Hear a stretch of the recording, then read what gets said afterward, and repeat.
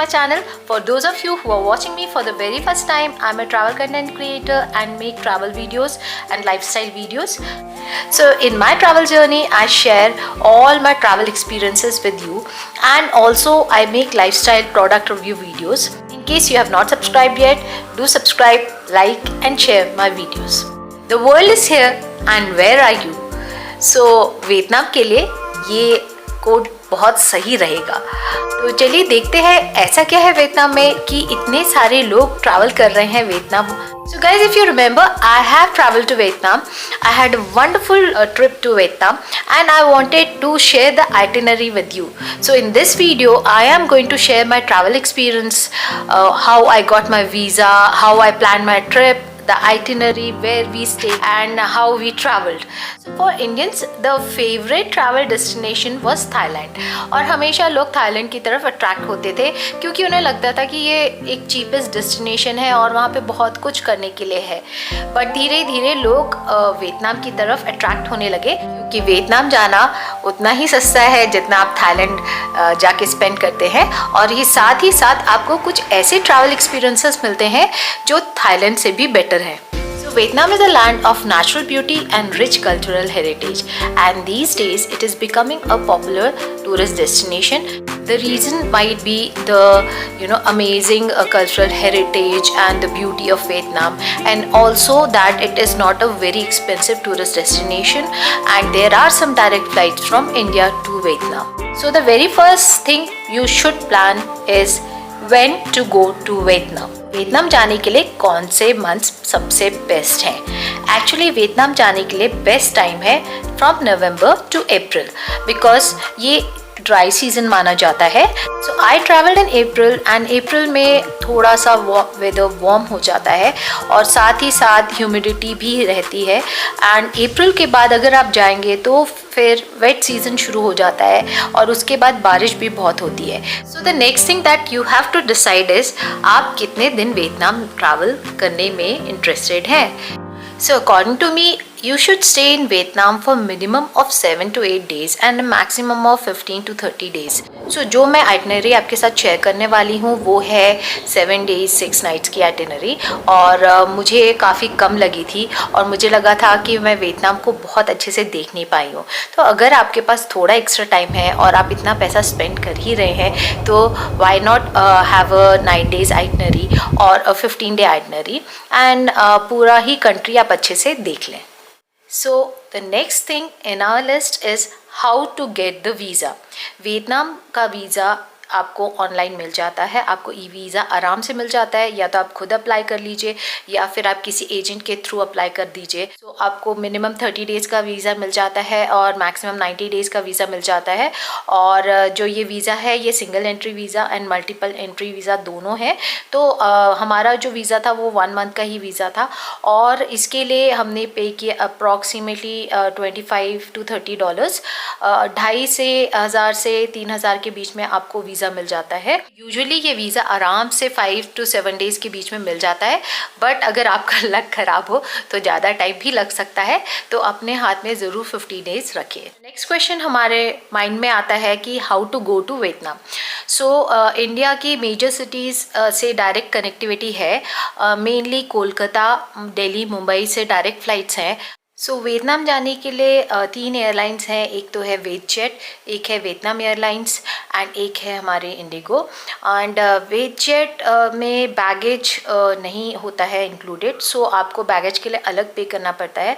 और मैं सजेस्ट करूँगी कि अगर आप पे कर सकते हैं तो आप वेटजेट की जगह वियतनाम एयरलाइंस या इंडिगो से ही जाएँ। आप टाइमली अपने टिकट कराते हैं 2 या 3 महीने पहले तो आपको रिटर्न जर्नी के टिकट्स 20,000 तक में मिल जाएंगे विद बैगेज एंड एवरीथिंग। अगर आप वियतनाम जा रहे हैं तो आपको अंदर इंटरनल टिकट्स भी कराने पड़ेंगे डोमेस्टिक एयरलाइन से, एंड वो टिकट्स आप वेटजेट के करा सकते हैं। तो वियतनाम का अगर आप मैप देखेंगे तो आप देखेंगे कि नॉर्थ साइड में हनोई है एंड साउथ में हो ची मिन्ह है, तो ये 2 सिटीज़ तो आप ज़रूर घूमेंगे, और मिडिल में है दनांग। तो आपको जो टिकट्स अपने कराने पड़ेंगे, जो एंट्री होगी वो होगी आइदर हनोई से या हो ची मिन्ह से। So either you enter from Hanoi and exit from हो ची मिन्ह, और यू एंटर फ्रॉम हो Chi Minh and exit from Hanoi. Now आपका वीज़ा हो गया, फ़्लाइट टिकट्स हो गए, आपको पता है आप कब जा रहे हैं। एंड अब आता है करेंसी।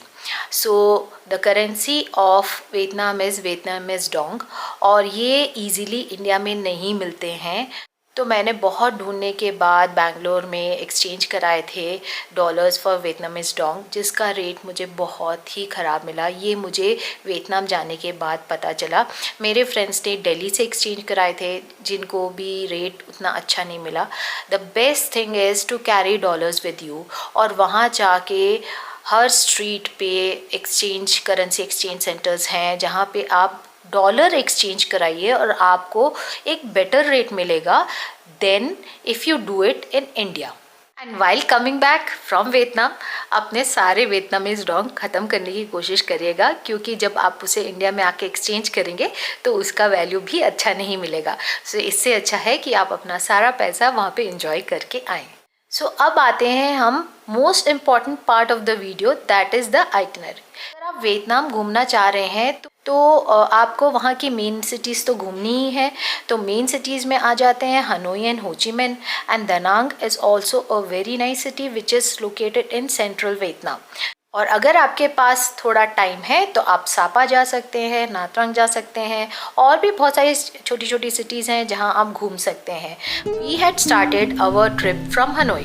हनोई के लिए आपको एटलीस्ट 3 डेज़ रखने ही होंगे, क्योंकि हनोई से आप बहुत सारी जगह घूमने जा सकते हैं। तो जिस दिन आप हनोई पहुंचते हैं उस दिन थोड़ा रिलैक्स करने के बाद वहाँ के लोकल अट्रैक्शंस ज़रूर देखें। लोकल अट्रैक्शंस में आता है हो ची मिन म्यूज़ियम, जो बहुत ही सुंदर है। आप वहाँ के जो ओल्ड क्वार्टर मार्केट है वो देखिए, बहुत ही सुंदर है। वहाँ पे एक स्वॉर्ड्स लेक है, वहाँ जाइए और वहाँ पे लोकल कॉफ़ी पीजिए। एक ट्रेन स्ट्रीट है, वहाँ घूमिए, और साथ ही साथ बहुत सुंदर चर्च एंड पगोडाज है, वो सब घूमिए। एंड देन रिलैक्स करके अपना डिनर विनर करके, वहाँ इंडियन रेस्टोरेंट्स भी हैं, और अगर आप वहाँ का लोकल फूड खाना चाहते हैं वो खा के वापस अपने रूम आ जाइए। सेकेंड डे आप जल्दी सुबह उठ के इसकी प्लानिंग आप फर्स्ट डे इवनिंग ही कर लीजिएगा। फिर आप एक डे टूर लेना चाहते हैं नेनमिन के लिए, तो अगर आप कम दिन के लिए जा रहे हैं तो डे टूर्स ही बेटर रहेगा। In day tour they will cover all the points of नेनमिन,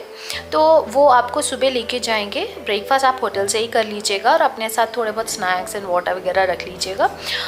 अच्छी एसी बस में, लिमोजिन में लेके जाते हैं, एंड देन वहाँ पहुँचने के बाद आपको वो वहाँ के पॉइंट्स दिखाते हैं।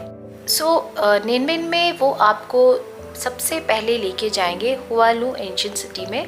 एंशिएंट कैपिटल था वियतनाम का, जो सबसे पहला कैपिटल था वो हुआलू था, और उसे एम्परर्स ने इसलिए चूज़ किया था क्योंकि वहाँ पे माउंटेन्स थे, और ये 10th सेंचुरी में यहाँ का कैपिटल था। सो उसके बाद आपको वो टैमकॉक लेके जाएंगे।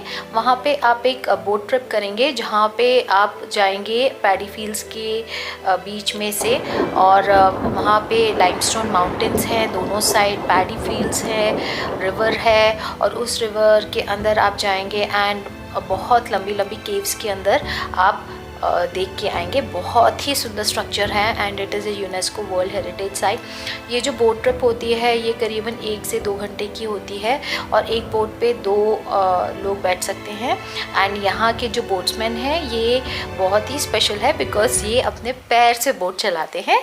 एंड बोट राइड ख़त्म होने के बाद उन्हें टिप करना नहीं भूलेगा, because they are very poor people, and उनका सर्वाइवल इन बोट राइड्स के थ्रू ही होता है। और वहाँ से फिर आप लास्ट में जाएंगे मोआ केव्स। मोआ केव्स एक बहुत ही सुंदर जगह है, वहाँ पे एक बहुत ही सुंदर पार्क है। उस टाइम जाएंगे जब लोटस ब्लूम करते हैं तो बहुत ही सुंदर लगेगा। आपको वॉक भी करा सकते हैं, वो लोटस के चारों तरफ पॉन्ड्स बने हुए हैं और वहीं पे बीच में चलने का रास्ता बनाया हुआ है।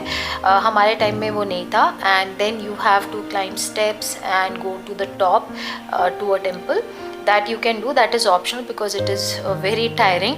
मैं तो आधे रास्ते से ही नीचे आ गए थे। Some of our friends went till up.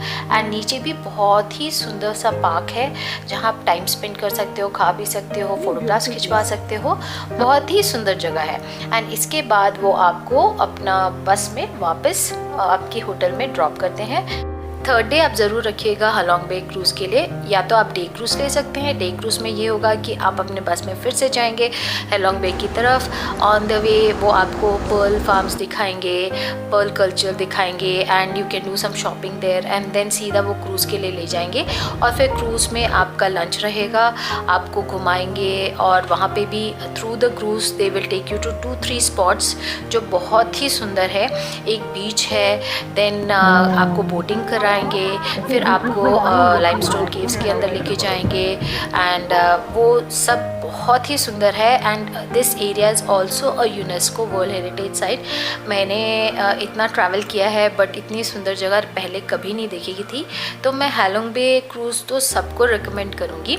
और डे ट्रिप में ये होता है कि आप शाम तक वापस आ जाते हैं एंड देन वो आपको हनोई आपके होटल में छोड़ देते हैं। इन केस आप नाइट क्रूज़ भी करना चाहें तो डे एंड नाइट क्रूज़ कर सकते हैं। In that case you will be staying in the cruise overnight and next day morning वो आपको वापस छोड़ देंगे। इसलिए हनोई में आप 3 दिन ज़रूर रखिएगा, proper full 3 days and 4 days भी रख सकते हैं इन केस अगर आप 2 दिन क्रूज़ पे रहना चाहें तो।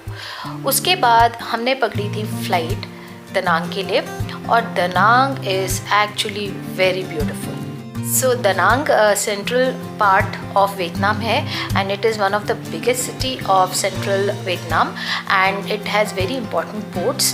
ये एक साइड वेस्ट में माउंटेन से कवर्ड है एंड ईस्ट साइड में साउथ चाइना सी है। सो दनांग में आप स्पेंड करिएगा 2 से 3 दिन। दनांग बहुत ही सुंदर सिटी है और वहाँ पे आप जा सकते हैं बाना हिल्स। बाना हिल्स में थीम पार्क है और बहुत ही सुंदर है। आप केबल कार से जाते हैं और हर लेवल पे डिफरेंट टाइप के पार्क्स हैं।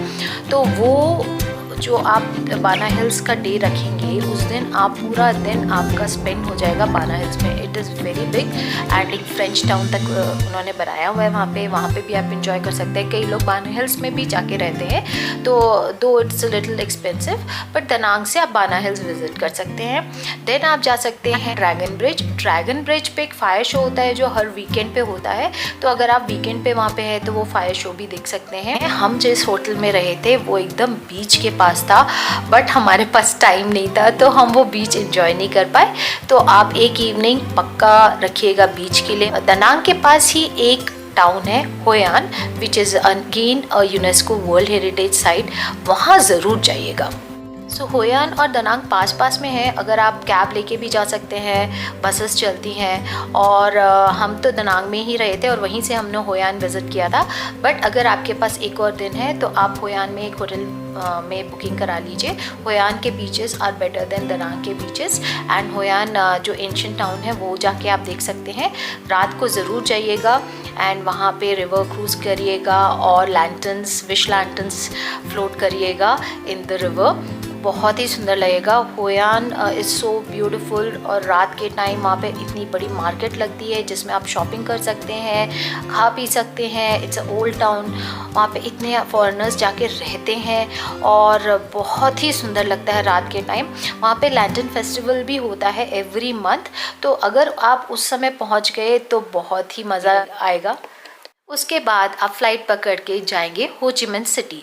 होचिमिन सिटी बहुत ही बड़ी सिटी है। It is something like Delhi और बॉम्बे एंड बहुत ही मॉडर्न सिटी है। होचिमिन के लिए भी आप 2 से 3 दिन रखिएगा।